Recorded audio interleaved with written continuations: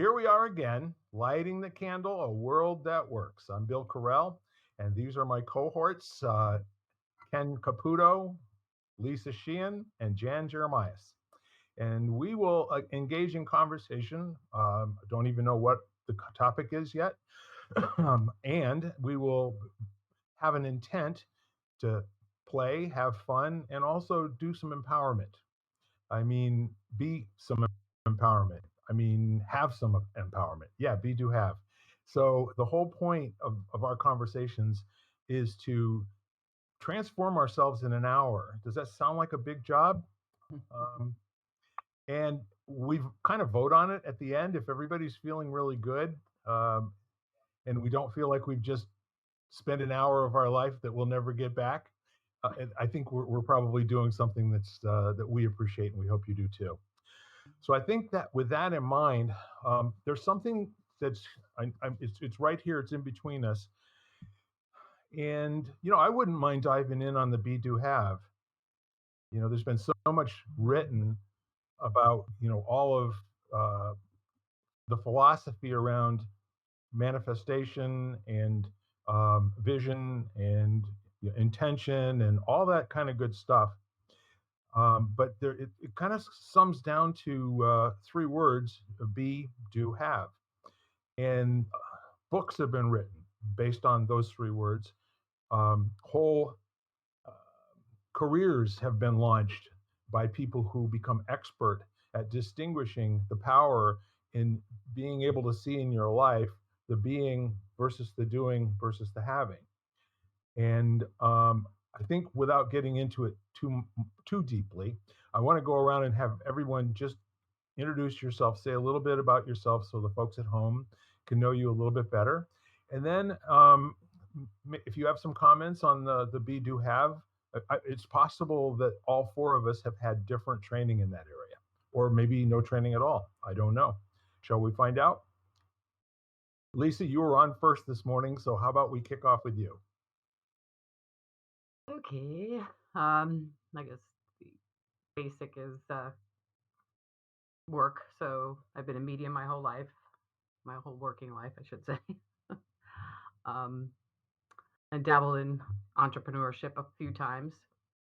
Not in that currently, but um, and as far as BD you have, I was actually listening to a gentleman who read 100 self-help books and was commenting on what he learned the most. And he went from Dale Carnegie to some current ones, and that that action is the key to all of them. So like one of my questions was because, and I know everybody is into because they were saying too how self help or used to be like. Uh, you used to keep it quiet. It was something you did and not you didn't tell anybody, and now it's mainstream. So, which is very good. But one of his things was a lot of them take notes or highlight or do things. And I was just wondering if all of you do that when you read self-help books. Do you put it into practice, or do you put that down and pick up the next one? I think that's a great question. Jan, you were next online, and then we'll have Ken back cleanup. Jan Jeremias. I am many things, um, probably, and so I guess I have taken that be do have literally. Presently, I'm a pet wellness counselor or practitioner. Basically, think the pet world is a mirror of our own world, and so they are there and can give us a lot of information about our own lives. Um, I've run my share of kind of being self help books through the years and attended a number of workshops through the years. And I do try to practice or input what I learn. I think in some ways the be do have, if you're on the self exploration kind of mode of way of being, then you don't really need any self help books because I think life is its own lesson. I think that's very, very well said. Anything else? No, fine for now, and I'm sure I'll chime in later. Brother Ken. Oh boy. All right. So I'm Ken. Yeah, so I'm a serial incurable entrepreneur. Um, it's just the way it is. um, but it's kind of funny because Lisa talking about self-help. It's I've been absorbing that material and information for over 30 years. Um, and I think the thing I've come away from it all with is there's value there. You just have to test, play, cultivate that value out and recognize that it's going to be unique to you.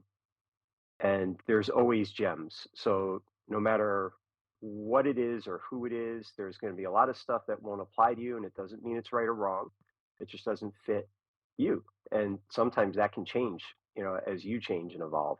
So, but I found it all having a lot of value when you move past thinking it's there and it's your job to make it work the way they're telling you it will work. And instead, it's an invitation for you to experiment and, kind of curate out the things that do work and the things that don't. And, by the end, you end up with this kind of, you know, alloy of all of these different ideas and thoughts as time goes by and research comes out and all that kind of stuff happens. So but the be do have thing, you know it seems to me that the idea of manifestation, all of those things, the at its core, the the more expanded your perspective is as to the impact you can have outside of your health, yourself, like how much far beyond you're trying to manifest for, the more energy just gets delivered to you.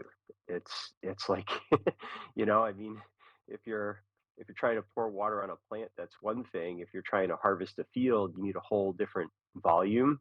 And it almost feels like you get what you ask for. So my mentor used to always say, don't even bother putting your seatbelt on, because if you ask big enough, just put your hands up and enjoy the ride.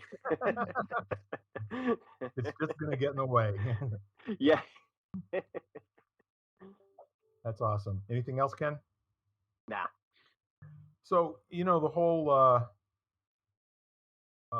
non-traditional learning model that kind of got introduced in the late 1700s, explored by a lot of people during the 1800s, and then over the last century, there were just dozens and dozens of powerhouse thinkers, and who weren't necessarily the best citizens in the world, but they all had this particular notion that what's available to us comes to us by way of energy, vibrations, intentionality, and almost like tuning your mind like a transistor radio, if you will, to that radio station WIIFM.